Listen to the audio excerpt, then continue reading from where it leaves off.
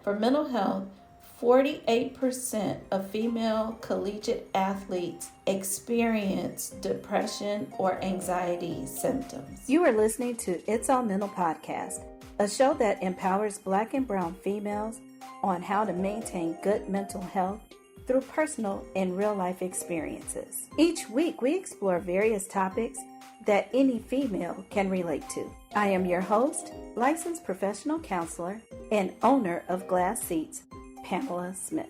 What's up, good people? Coming to you today to talk about mental health in the sports industry, specifically female athletes. The other day I was reading a post from Vision in Sports. It's VIS, that's what I remember it to be. And they had some very interesting statistics on females in the sports arena. And it just made me realize that what I do as a therapist working in the sports industry is very much needed, and the awareness really needs to be spread and the stigma erased. So I am inviting anyone that is listening to share this podcast with female athletes that are in high school, college, pros, whatever. And I want you to really think about how these numbers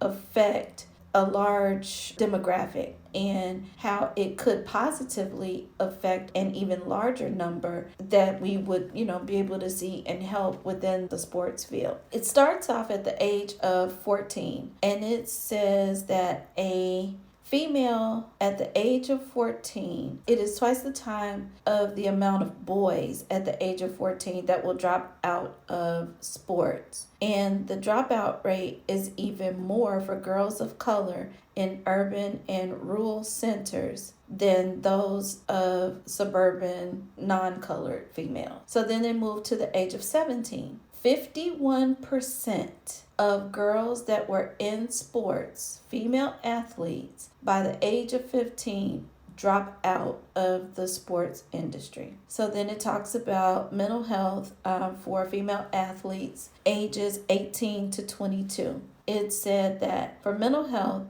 48% of female collegiate athletes experience depression or anxiety symptoms. So then it goes further for college. It says colleges spend just 24% of their operating budget on female sports. For pros, it says 3.2% of sports media coverage is dedicated to female athletes versus male. So out of 100%, only 3.2. That's crazy. And then the last one, for pay equity, it says professional female athletes receive 15% to almost 100% less in salaries and or prize money versus male counterparts. I want these numbers to sink in. They receive anywhere from 15 to 100% less in money. They only get 3.2% media coverage. Colleges only spend 24% of their operating budgets on females. 48% of female collegiate athletes have experienced some depression or anxiety symptoms, and we wonder why.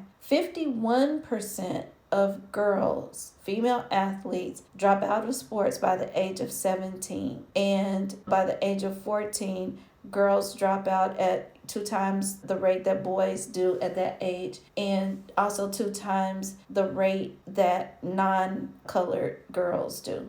These numbers are astounding. And again, we need more sports therapists, more sports psychologists that focus on specific populations and age groups to help decrease these numbers. These numbers are ridiculous. But again, it made me know that what I'm doing in sports therapy is actually very much needed. And again, if I can ask you to share this with 2 to 3 people, regardless if they're female athletes or trainers or coaches or agents or directors, assistant directors, whatever, so we can help get the word out and also eradicate the stigma for mental health. As always, I look forward to your comments and emails. Feel free to shoot me an email and let's talk about it. Thanks for listening to It's All Mental Podcast. If you could do us a favor and leave a review on Apple Podcasts, that would be great. Until next week, I am your host, Pamela Smith.